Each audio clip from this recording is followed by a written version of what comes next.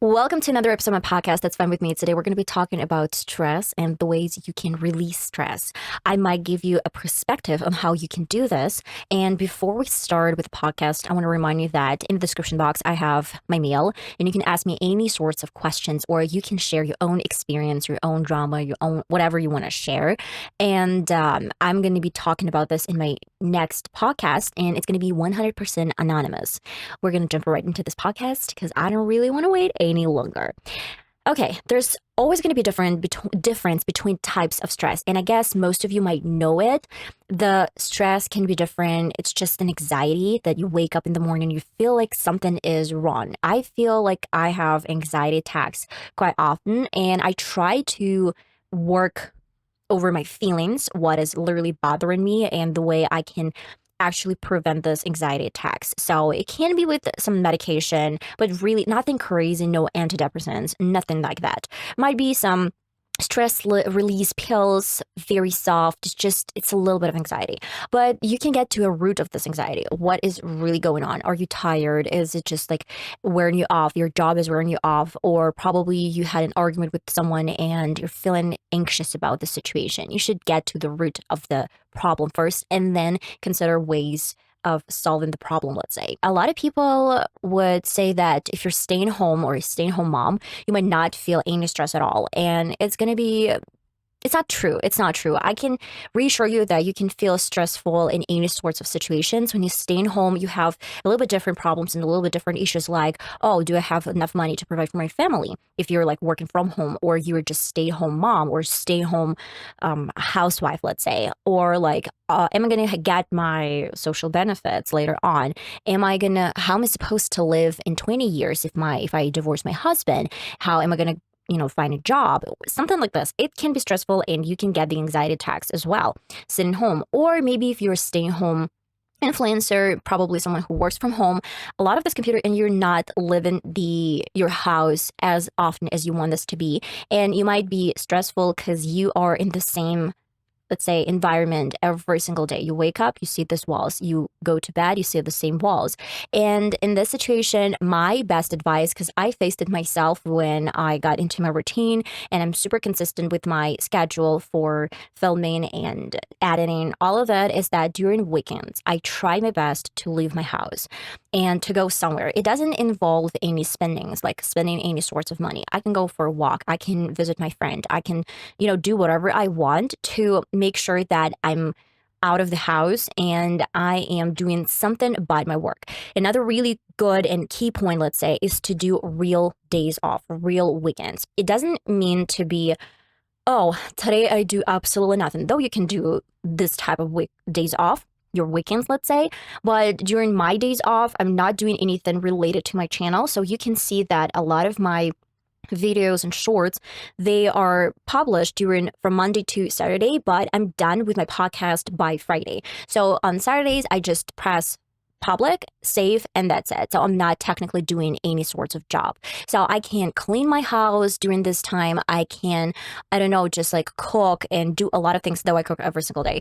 It's a little bit different types of things. So you have to make sure that your activities are different and you have a diversity in your activities. I do Pilates workouts every single day, except for I have like 4 days I do my Pilates and 1 day off. So it helps a lot to get the blood flow through the body, to get some new ideas, to make sure that my body is moving and I'm not sitting. This is a main problem of people who are staying home. They don't really want to move. They're stuck in their routine, and that where it creeps into your mind that something is wrong. There are going to be lots of hysterical situations. And I found myself in this position a couple of months ago when I was agitated, angry with everyone around me because I needed to release the stress. Another really important situation that I can describe, that I can literally just show as an example: kids. A lot of kids are staying in their phones, in their computers, and they're just not releasing the energy that is building inside of them. The main point here is that a lot of the time you should find some activities for your kid, because they are not releasing the energy and they become aggressive. They become very agitated with the energy that is inside. And it can be related to you as well. If you're staying home all the time and you're not moving, you have to find the ways you can release your energy that is built inside of you. There is a difference between sorts of, let's say, stress that you can find. I mean, we can include so many things like depression and probably just anxiety and stress itself. Some of the ways that you can find through internet, they're not going to help in certain situations. For example, a loss of a beloved ones, or probably there are some exams they're going to be had. Aromatherapy with a loss or like some probably exams, they're not going to help. I don't really think aromatherapy or maybe some yoga, maybe yoga might really help you because you're out of your head and into your body. But most of the time, it still has to be something more than that. For example, you have nervous breakdown when you had some really tough situation in your work, or maybe there's like some certain like constant stress that is leading to this nervous breakdown, and of course some duties, or maybe you're just a little bit tired and you need a vacation, or probably you had so much things to do at work today that you're hammered by the end of the day, and you come home and you feel a little bit stressful, agitated, but all you need is aromatherapy or bath with, I don't know, candles. For example, my friend is a huge fan of candles. It's really helping her getting through a lot of things and situations in her life when she's just breathing, she's meditating. I am not a person who can meditate. So it can be a great deal for some of you guys to meditate if you can do this. But if you are someone who needs to be constantly in the move and you're just like always thinking of something, meditation might not really be your case. If someone tells you that meditation can work for you and you hate sitting and waiting and do absolutely nothing, you'd better watch a film. If it brings joy to your life to watch some film or, series or soap opera or listen to music, just do this instead of meditation. This is your way to meditate, let's say. I tried meditation so many times. I tried yoga so many times. It does not work for me at all. I can tell you in a minute, I'm like, oh my God, I can't sit. I can't do this anymore. I need to go somewhere. I need to do something. That's me. But okay. So I can start talking about ways of stress, and let me get with my experience, let's say, that happened almost 4 years ago. This August, it's going to be 4 years. So I got a job through my aunt. I'm super grateful. I went to some, let's say, I don't really know if I should probably talk about things that happened to me. Specifically, I did not really like the job I was performing because I wanted to use my language. I wanted to use my, let's say, English. English is not my native language. And I wanted to make sure that I could, practice my English. But unfortunately, I found a job that had no options like this, and I had to be an assistant. So, of course, I had to deal with lots of stress every single day just because I had a boss who was very aggressive, let's say, most of the time. Screams, different types of accusations, something that you didn't do, though you weren't set to do that, or like telling you what my duties were. And when you bring the duties to this person to show, this person is like, no, these are not your duties, and something like this. So it was a difficult, like, let's say, position for me because this person didn't know what he or she, I don't want to specify this, wanted for me to perform, and for her as well. Just constant screams. I am not someone who can be screamed at nonstop 24 hours. And my shift started at 8 a.m. and I had to be done around 5 p.m. But unfortunately, most of the time I had to stay up until 7 p.m., 6 p.m., sometimes even up to 8 p.m. I remember one time I had to stay there 12 hours and I had to work 5 times a week. And the next day, I had to wake up around 5 a.m. to get to work because the route took me at least 2 hours to get to this work. I was inexperienced. That was the main reason why I got this job, because I had no experience and no one really wanted to hire me as someone who just graduated university. I guess all of you can relate to this point. Most of you, not all of you. And of course, I was suppressing my symptoms that I had. I was in so much stress. And I talked to my parents, I talked to my husband. All of them were saying, like, you are thinking too much. It's just like, take it easy. And I couldn't take it easy. I mean, it's when it's not your place, when it's not your, let's say, job, it's so hard. And especially if it was just a place where everyone were nice and great and, the communication was great, it's one thing. Another thing, I was the youngest one. I was 23 or 24 back then.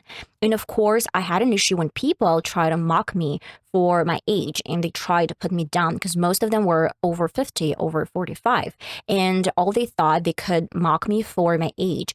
They would comment me on so different things like why I wasn't pregnant, why I wasn't given birth, because this woman that commented this situation, she got her baby when she was 20 years old or something like that. They would comment me on the way I would wear jeans or some proper, they thought that I wasn't wearing something proper for the job, though my boss didn't say a word to me what I could and what I couldn't wear.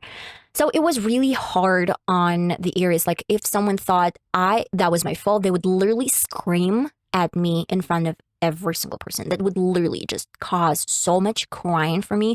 I would call my mom and I would say, "Mom, I want to leave." And she would try to calm me down and say, "Okay, you just need to spend at least 1 year right there to find a real job." And I was like, no, I can't. Every single morning I woke up with the thought that, oh my God, I hate this job. I literally did hate the job. And of course, one of the symptoms that I cried a lot, though I tried not to cry. It's just like the tears were coming down the cheeks without me, let's say, trying to cry. It's just that the body was reacting to the situation, as well as while I was eating, I had the worst heartburn, though when I came home, I had nothing like this, no trace of heartburn. Then I had headaches and nausea, and sometimes I even had diarrhea. No constipations, but I did have a couple of times diarrhea while I was going to work. Then I had sometimes I had troubles with my sleep. And, all of it, I was like, was it truly that blind not to see the issues and problems I was facing? And my body was literally screaming at me, like, just quit this fucking job. But you know what really stopped me? The fact that I couldn't find a job for a year. The whole year I was unemployed and I had my doubts, and the pandemic started. It was the beginning of 2020. I graduated from university in 2019, and in 2020 actually had a perspective of finding a job in the embassy, but unfortunately the pandemic started and they declined my resume. I had a couple of job interviews. I had 3 job interviews and I was almost there. I almost got a job, but they said that unfortunately due to certain situation, we can't hire you.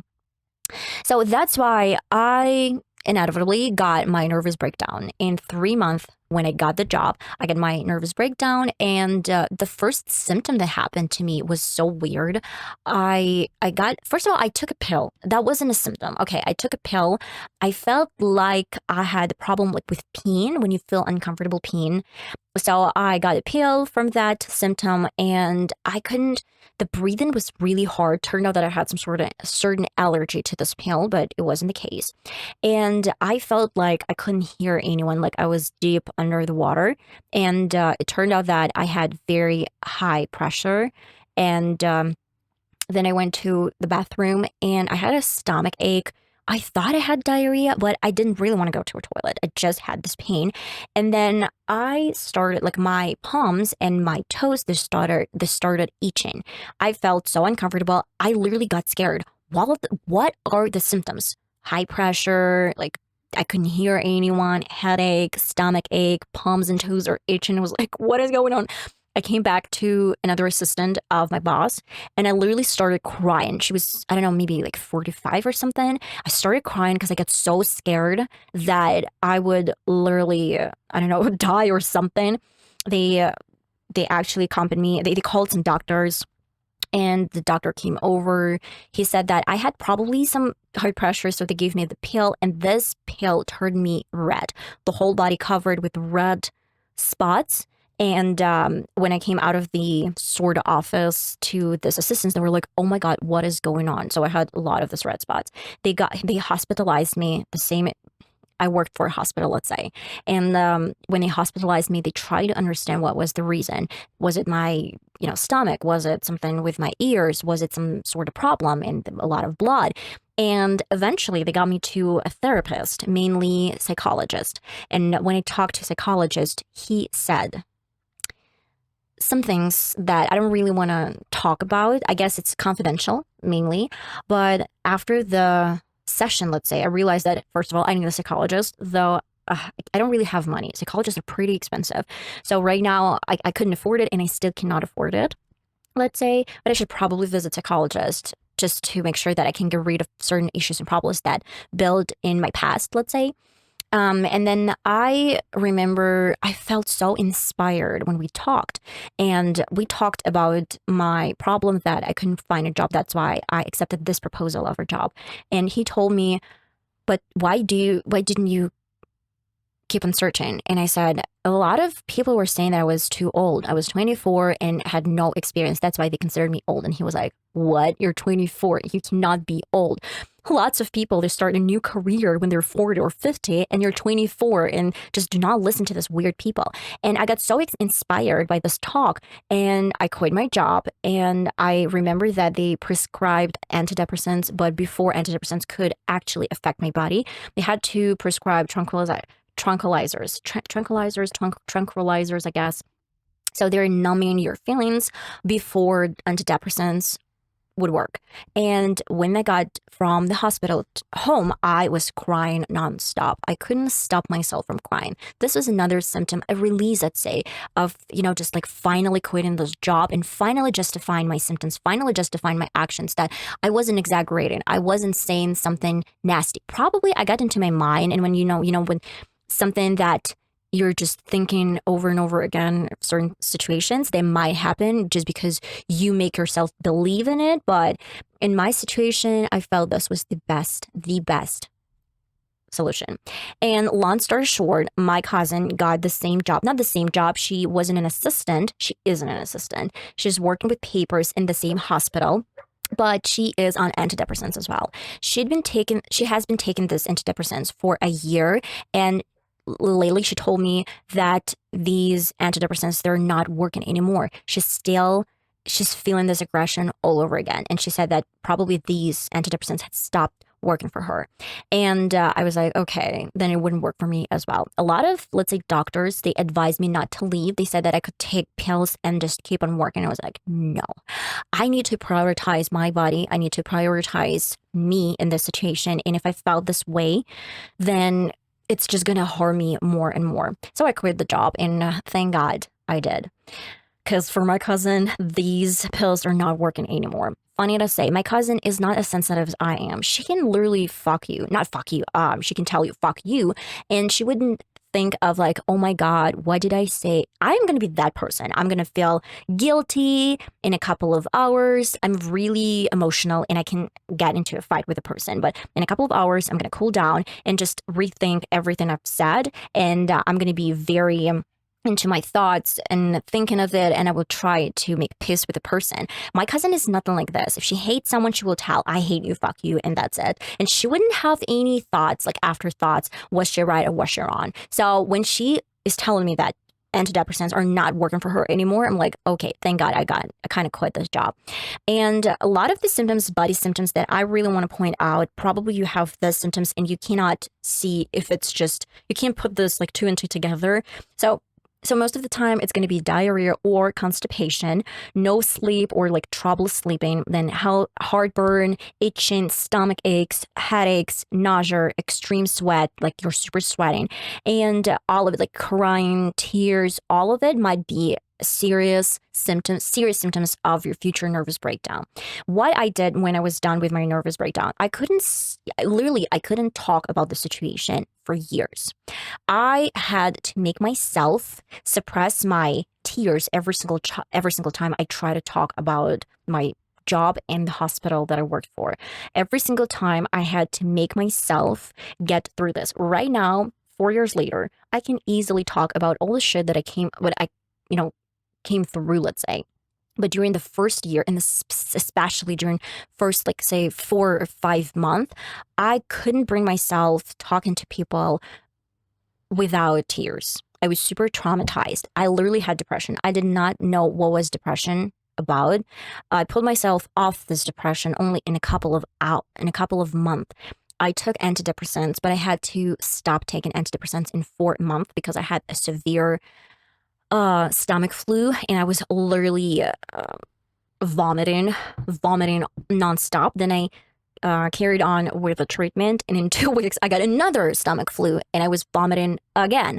So that's why I couldn't take these pills for quite a long period of time. That's why I stopped. Another, let's say, side effect that I got from this antidepressants, I couldn't get my orgasm. I couldn't reach an orgasm. I don't know why. But every single time I felt I was close, it was super hard for me to get at least one orgasm. And as soon as I was done with my antidepressants, the first time after I took off like from antidepressants, I had the weirdest situation that I wanted to have sex nonstop. It was similar, I guess, similar, though I don't know. I talked to my friend and she told me that it was similar to a high, like the situation when you're high and your senses are extreme at this moment. That's why these antidepressants, they were suppressing my sexual, I don't know, activity. And when it was done, I wanted to have sex nonstop, literally for a week. Then I got to my senses finally. I got my orgasm finally, and we moved on. But as depression, I thought people were exaggerating when they were saying that depression is a thing or something like that. No, it's not. They were not exaggerating. You can make yourself to cook or do whatever you love. If you have any sorts of hobbies, you don't want to do that. You don't want to dress up. You don't want to do any makeup. You don't want to do anything. You literally make yourself do this. You don't feel joy out of these actions. You don't feel joy out of anything, any conversation. You just want to lie down and sleep. That was it. I was sleeping so much. I was sleeping 12 plus hours every single day when I had my depression and this whole situation happened. I could go to bed around 9 p.m., maybe 10 p.m., and then I would wake up in the morning around 6 a.m. Then I will fall asleep again and wake up around 12 p.m. So that was crazy. I didn't know how to respond to that, and I thought I was broken for quite a long period of time. I didn't know how I'm going to survive that, and the worst part, I didn't know if I will be normal again. I didn't know if I will feel joy out of my hobbies again. I didn't know that. And in 3 months, finally, I was able to do makeup again. So I got creative. And finally, I got a desire to cook. Finally, I was able to do that. I love cooking. I do actually love cooking. I enjoyed that. I love eating. I didn't really want to eat during my depression. You don't really want to do anything. That is the craziest part, guys. That's why I really want you to, consider all the symptoms that I provided earlier. Diarrhea, all of it, itching. Probably you could spot some of the symptoms and try to, the best way is to switch the environment. Just quit your job. If it's not an option, then probably you would need to talk to a doctor and start taking some pills and medications. But yeah, I'd say when something like this happens, a loss of a beloved like family member or maybe your friend, and someone that you cared about specifically, like maybe you had some nervous breakdown, all of the situations, I don't really think a lot of things will work for you. You should take your time, should think a lot, walk probably a lot, take medication, take some supplements, say, that were prescribed by your doctor. And for some period of time, probably reduce social contact. You should live through those emotions. Of course, you can try, but most of the time, if you don't want to be surrounded with people, by people, just, stay in your thoughts. That really helped me during this phase that I had, that I would just cry. I would think of it. I would walk and think. And I had to relieve this situation. I had to live through the situation when I was finally able to get to the point that I was no longer, let's say, not even damaged, but agitated by a situation.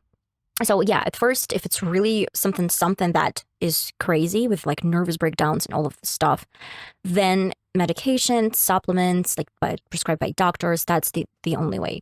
Later on, when you feel more or less fine and you have probably some anxiety, or you're not that depressed, or you're kind of like you left through this whole situation, then you would probably still need some medication, but start with exercise and doing some yoga if it's good for you. I love personally Pilates. Pilates works for me a little bit better than yoga.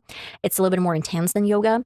And then go for walks and just, talk to your friends, family, try to surround yourself with beloved people, like with your friends and family members. And then cry. from time to time, you should cry. It really helps and it releases any, you know, that was no wonder that when I felt sort of like at work, like when I felt bad, I would cry and would release at least some stress. And of course, probably some diet would work for you. I'm not saying a real diet, but try to avoid cokes, some, I don't know, chips and fries. All of it might actually lead to a situation where you have heartburn and like uh, you're not okay mentally. Do not try to make yourself bad physically. So it's just try to keep your balance at least in your body. When your body is feeling rested with lots of sleep, when you feel healthy, when you eat healthy meals, at least it's going to help to restore your mind later on. And of course, yeah. So sleep, a lot of sleep, and positive self-talk. When I feel bad and agitated, when I feel more like I am afraid to go through certain situations, I would talk to myself like, okay, you are going to get through this. Everything's going to be fine. Just one more breath, one more step, one more, I don't know, day. Just you have to get through this a little bit more. You can do this. I believe in you. I would say such things to me, to myself, to get through certain situations. It might work for you guys as well. And of course, if you're just a little bit stressed after work, like long day at work, and you're just like, you might release your stress with going to a club, dancing. I wouldn't recommend drinking because probably, but like, I'm not drinking, that's why. But lots of people are saying that drinking might get into a habit, and this is going to be the only way out for you to, get through this certain situations, and it might get into a sort of disease and some sort of addictions. But if you have a cocktail once in a week, maybe once in 2 weeks, I don't really think it's going to affect you dramatically. Then take bath, have sex, do some aromatherapy that I've been talking about nonstop, though I do not really do aromatherapy. I don't really have that much candles at home. Yeah, they're quite expensive. Then read a book, just do something that makes you happy. Do something that like joy, brings you joy. If meditation does not bring you any sort of joy, do not try to make yourself suffering through this meditation. Just, meditate in your own way. Eat something, drink something, not always just only alcohol. And I don't know, sleep, talk to your friends, like just do whatever you feel comfortable. That is definitely going to release any sort of stress. And do not take a hot bath before you go to bed because you're not going to be able to sleep. It has to be warm. It has to be warm because I did this kind of thing when I took a hot bath and the whole night was a nightmare. I couldn't sleep through the night. That's why, guys, I hope these, let's say this experience and my ways of coping with certain things can help you out to release your stress. Okay, share with me your probably situation that something happened to you. I'm going to share them on my channel. It's going to be 100% anonymous. Don't forget about my mail in the description box. And I hope I'm going to see you in my next video. Bye-bye.